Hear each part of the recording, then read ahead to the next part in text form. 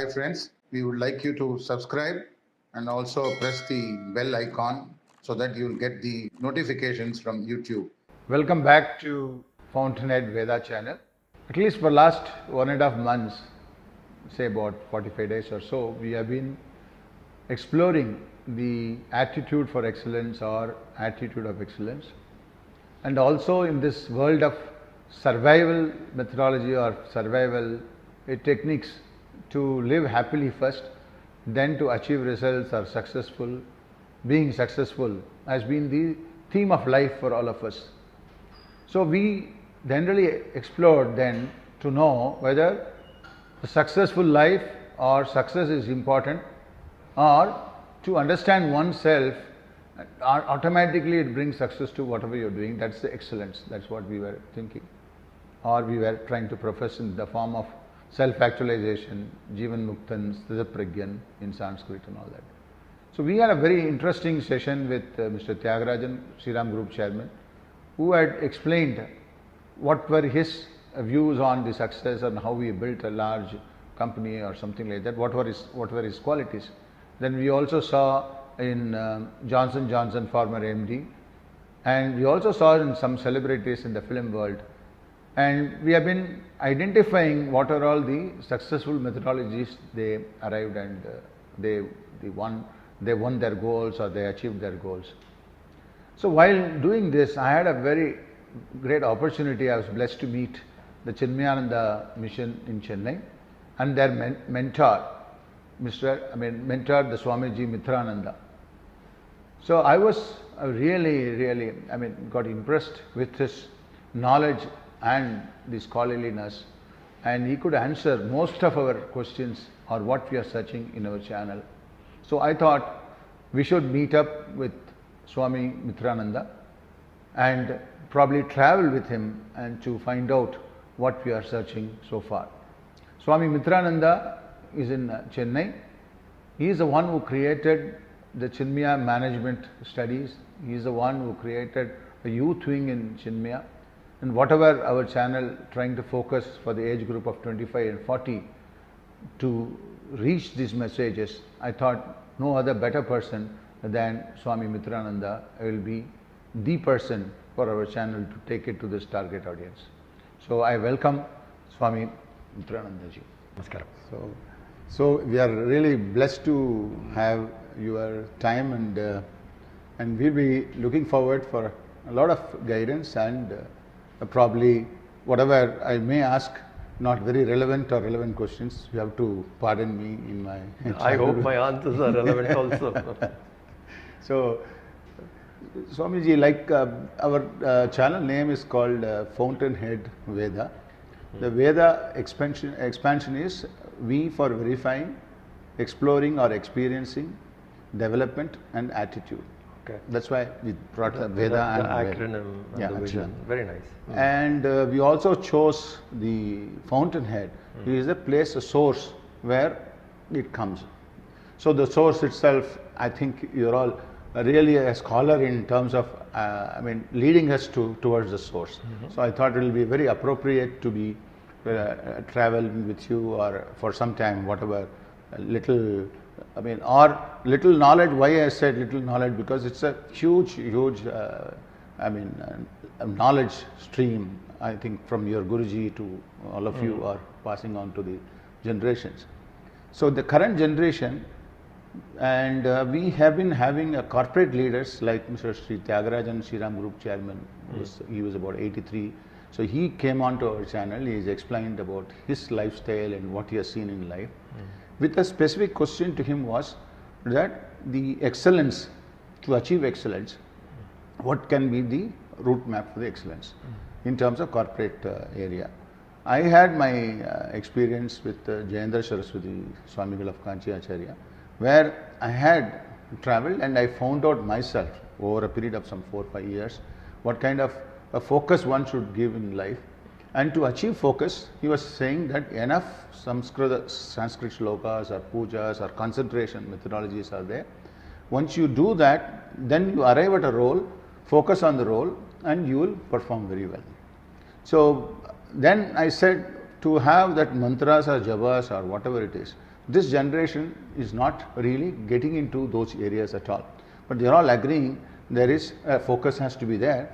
But to get a focus, they are not able to get that focus because of lot of disturbances and lot of wants and lot of nice things happening around consumerism. So many things are happening. How do we get that kind of a focus to achieve the desired results, or even the role itself? They are not able to find out what is the role. So this is my starting point. And then I want to move towards. What did Jayendra Swami tell you? Yeah, that's what Jayendra Swami said. Very beautifully he answered me. That's what he was saying, that japas and other things and are making you to really focus on that. Okay. You arrive at a role. He was very clear about his role because his guru has clearly defined his role. Right. So he is not at all really is focusing on that. For that focus, he said he is a human being. Right. For that human being to get back to that focus, we do this Anjikala Puja. For him. For him. Right. So that is what we have got trained. So for you, if you want success only in business, for that also enough slokas or enough things in the Sanskrit is there. You focus on that, go towards that, and that is definitely the Samamananilai is the final travel for everybody. That's what he was also saying. Right. So in that context, I thought I will put all this question now. I think I'm enough confused questions I have put across to you. No, I got it. Then I thought we will move slowly towards the management and Bhagavad Gita, because the Mahabharata and Ramayana or these great epics, without great slokas or something like that, to a common man, it has really reached all over the world. Mahabharata. In Mahabharata, we have seen lust, power, competition, treachery, all that has come in Mahabharata. So this is current world is facing all that. Through that, the Bhagavad Gita has come in and given a huge direction to the public. So in that context also, I would like your inputs to the younger generation between the 25 and 40 is our target audience, Swamiji. Right. So over to you. Yeah, fine. We'll go one by one because too many things you have asked together. Right. First, in our country, philosophy is called darshan. Okay.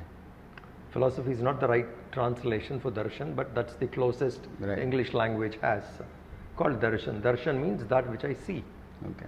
And when we go to a temple and when we say, I had good darshan, let's say we went all the way to Tirupati and then I close my eyes in front of the Lord and then I say I had good darshan. Yeah. So closing your eyes and seeing is called darshan. Oh, I see. That is called insight. Okay. Not sight. Insight. Insight. So we have 6 schools of thought. That is called Shad Darshan. 6 schools of thought. Nyaya, Vaisheshika, Sankhya, Yoga, Advaita, Mimamsa. It goes like that. 6. As far as philosophy or insight or schools of thought regarding divinity, Right. you cannot create a 7th one. Okay. 6, whatever is the highest possible is reached. Right. So there cannot be a 7th school of thought which can give you insights about the divine, Right. about the world. Right. It will be whatever new discovery will definitely Fall come into under that. fall under the 6. Right. So why we have 6 schools of thought? Okay. Because the human minds are of different types. Oh. Different types. The minds are of, primitive, who has just evolved into human after a long journey of other species, and the highest evolved in the human. Right. We need to accommodate the primitive and the sublime. Right. And that's why Hinduism has 6 schools of thought and it is all accommodative. Okay. Okay. And so therefore, people at different levels are included. Okay. Okay. Now, sadhana we have to do for each one to improve would be according to one's level. Okay. Okay. So we have different ways, and that is most broadly classified as a jnana, bhakti, karma. Oh, right. This variety of different people, what kind of sadhana they should do would most probably fall into these 3 categories: jnana, bhakti, karma. Right. Now, so at which stage a person is seeking what he's seeking, he has to pick up the sadhana accordingly. So if you take karma, marga, karma marga, there would be actions at the very early stage what a person should do, and then to the highest stage. Right. Okay, and same thing goes with bhakti. Same thing goes with jnana. At different levels each sadhana is. Like, let me tell you, in Bhagavad Gita, Krishna would talk to people in the 12th chapter. He would say, if you are a person who can keep your mind, intellect in the same place, for you, meditation is the way.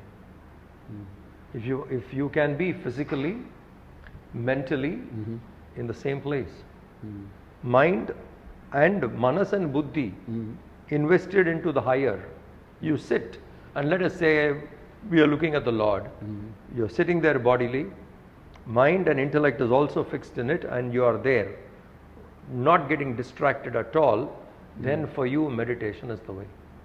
Okay. And he says people, like who are of that type. My Guru Swami Chinmayananji used to break it down more easier for us to understand. Right. And say, let us say we are only 20% extrovert, Right. 20% outward. The rest is all we are well controlled person. Then meditation is your way.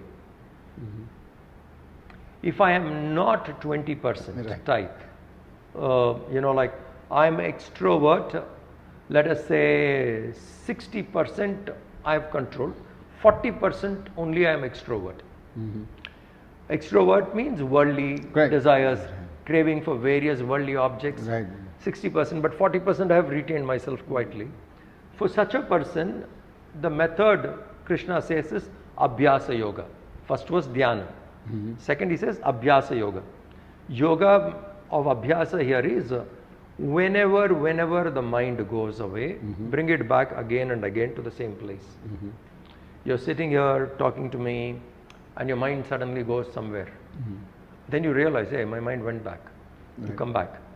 Whenever it goes, bring it back again and again. Consciously bringing back again and again will slowly reduce the frequency of mind going out. Right. So if a person is 40% extrovert, Right. he should practice japa. I see. Because whenever the mind goes, you are bringing it back.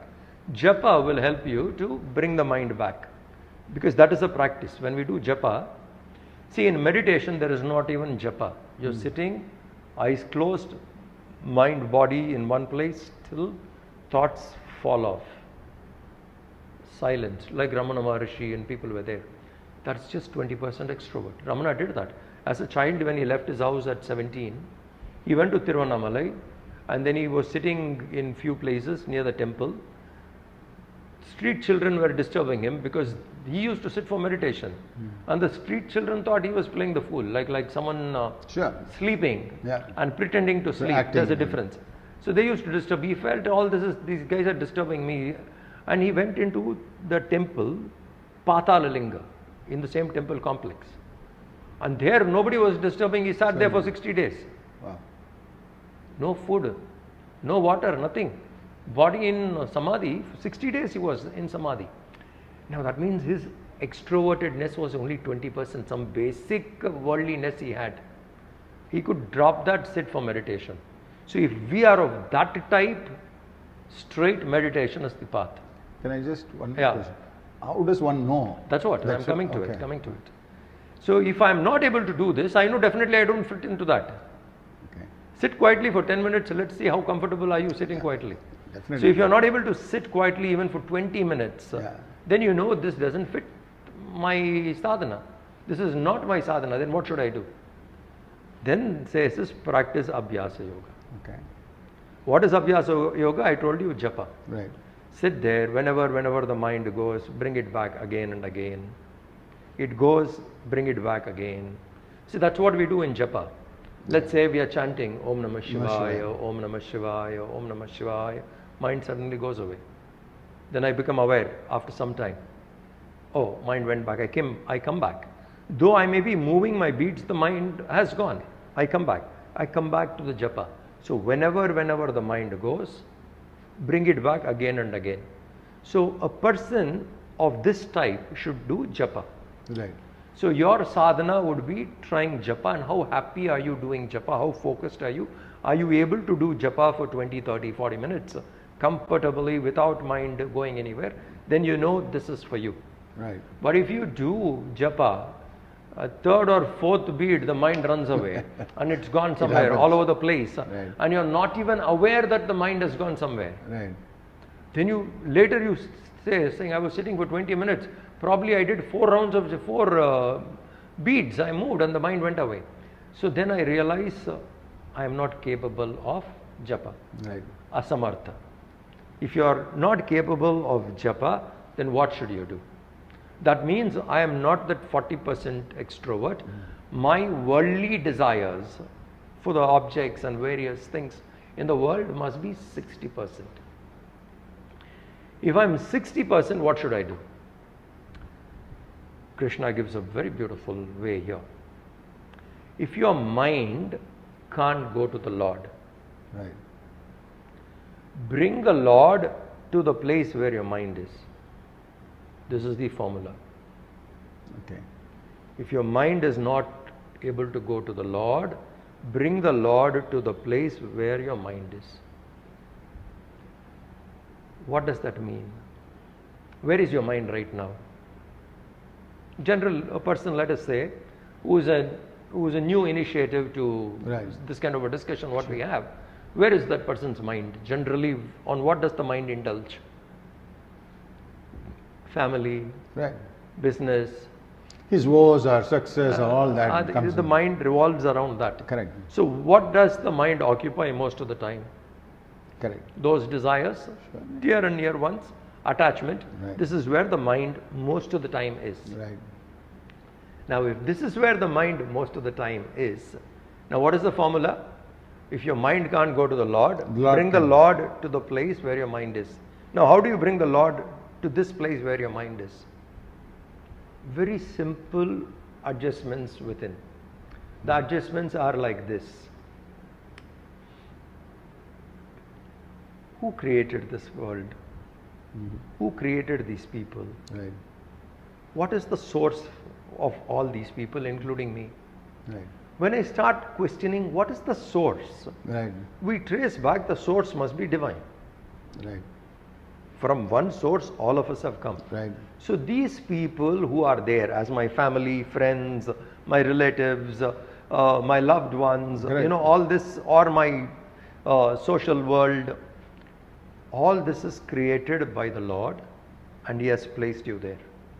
So this world belongs to Him, Right. not to you. So the family whom you are serving is not your family, it is His family. Now Right. serve. Okay. This is where duty comes. Okay. Why in Hindu Shastra duty is given such emphasis is, it is your way to reach the Lord. Okay. Duty is your way to get to the Lord. So this is provided to me by the Lord. Let me take care of it as best as I can. Okay. Now a small action done with this spirit, imagine the quality of action. Fantastic. Action which you perform for yourself. Suddenly you wake up saying, hey, this action is a prayer. Right. Now when you're taking care of your son, Right. your daughter, your wife, your husband, different people, when you're taking care of them, how do you take care of them? With this attitude. It is your prayer. Right. It is here what you always called as work slowly transforms to worship. Okay. Work is work. That's what. That's we what you call as work slowly transforms to become worship. say. Right. Work transforms to worship with this attitude. So everybody around me is nothing but the Lord, provided by the Lord, and I serve them as best as I can. Now, when you bring this prayerful attitude to your work, the quality of your work goes up because you're dedicating it to the Lord. Right. And basics of human emotion is when you love somebody, you will give your best. Right. True. It is impossible to love and not to give. In love, you will always give your best. In greed, you will always try to take the best for you. Because greed is individual centered. Yeah. Love is always beloved centered. Right. So when you love someone, you want to give your best to that person. Right. So when you see this is provided by the Lord, and you have respect and regard, reverence for the Lord, and love for what is provided, when this combination of love and reverence comes there, the work what you do will naturally have a good quality because you will not give third rate. You will not compromise. You will not be a mediocre. Because mediocrity is not possible in love. Right. That with reverence. God has provided this, so I do. So that means continuously my performance goes on improving. Right.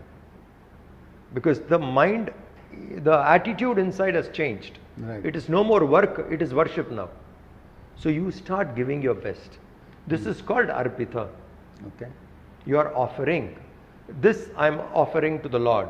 Krishna arpitam, Shiva arpitam, Right. arpitam, arpanam, arpitam. So we are offering. So when we bring this attitude, where my mind is, I have brought the Lord. And imagine the change, what happens in the work, what I do now. Right. This is the method of sadhana prescribed for those who are 60% outside, Right. dedicated to the Lord. This is not for you, but for the Lord I'm doing. Lord I'm doing. So basically a person has conquered selfishness here. Yeah. But there are some people who are extremely selfish Right. and they can't do it. You know, the dedication, offering it to the Lord is not possible because it's me. What I said is you should have genuine love. Right. Then this is the sadhana. What if there are people who don't have that love for others, but they are only all about themselves? Right. That means that their demand in the world is 80%. 80% extrovert people they are. Right.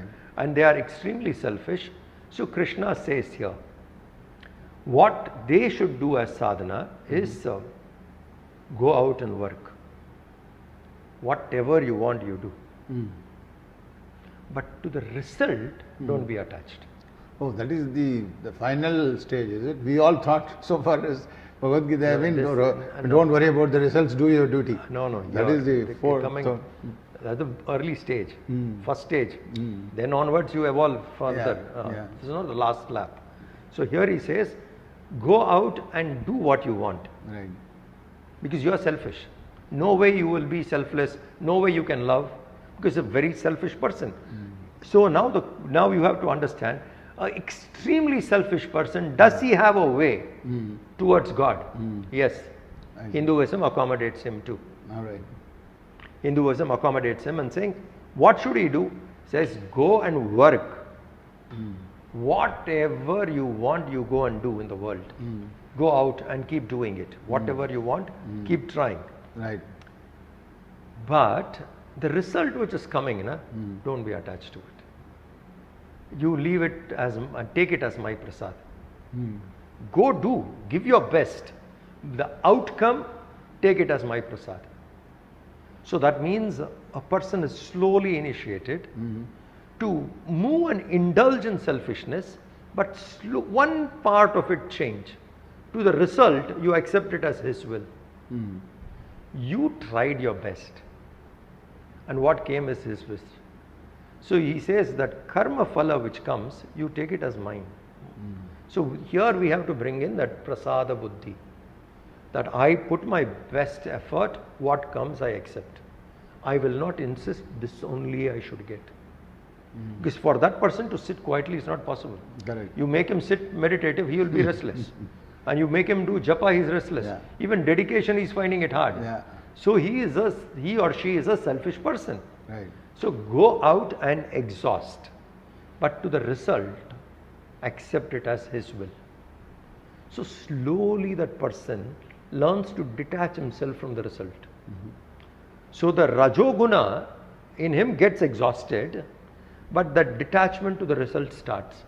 If you practice this, let us say for 3 years, or to start off as easy sadhana, 1 week, so that you get confidence in yourself, saying, 1 week I practiced karma phala tyaga. 1 week. No matter whatever I did this 1 week, I left it result for him.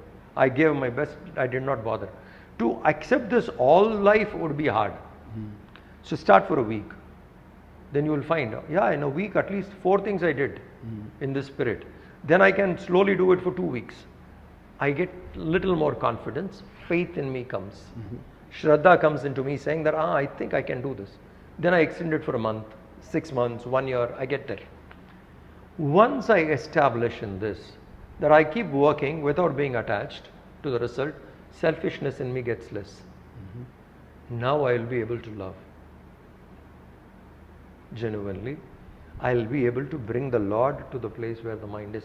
That means from 80% I have moved to 60. Right.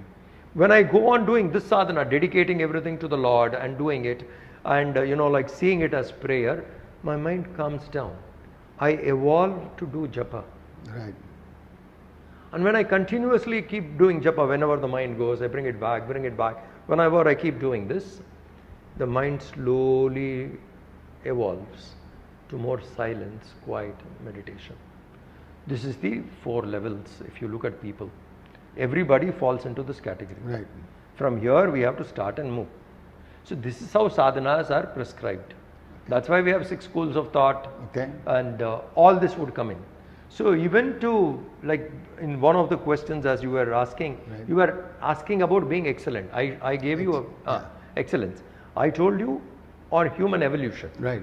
From the selfish level, working for selfish desires, but slowly detaching to the fruit. Go out and do your selfish work, but to the result you accept it as His will. That means you will not insist on this result. There's a slight difference running after the result and being detached to it slowly. When we establish in this, we evolve to a little more beautiful person who can love. Selfishness is gone. Because attachment to the fruit, eventually will drop attachment to yourself. See, the difference between love and attachment is this. In love, it is always the other is more important. Right. In attachment, it is always I am more important. Very true. So to the object itself, to the result, if I am practicing detachment, I practice detachment in me. Then only I evolve to love. So when I genuinely start loving, then I see it's God's play. Then it is the prayer. My work slowly transforms to worship. We have evolved.